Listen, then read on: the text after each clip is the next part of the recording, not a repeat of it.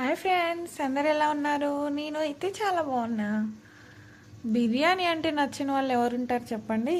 మాకంటే ఇక మా పిల్లలకి బిర్యానీ ఉంటే చాలు, ఆకలి ఫుల్గా వేసేస్తుంది. అదే నార్మల్ టైంలో అన్నం తినమంటే సతాయిస్తారు. బిర్యానీ ఉందంటే మాకంటే ముందే ఆకలి అవుతుంది మమ్మీ అని అడిగేస్తారు.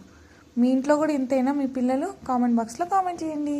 మేమైతే మెఫిల్ నుంచి బిర్యానీ తెచ్చుకున్నాం. క్వాంటిటీ అయితే చాలా బాగా వస్తుంది మెఫిల్లో.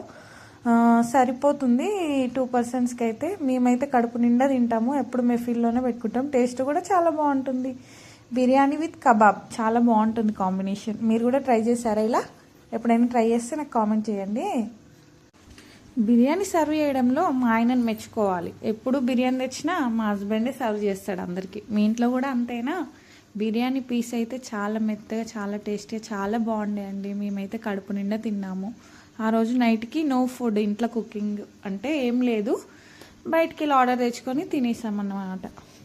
అప్పుడప్పుడు తినాలి కదా, ఎప్పుడు ఇంట్లో ఫుడ్ తింటే మనకు కూడా బోరే వస్తుంది. సో అందుకని బిర్యానీ ఆర్డర్ పెట్టుకొని తిన్నామన్నమాట.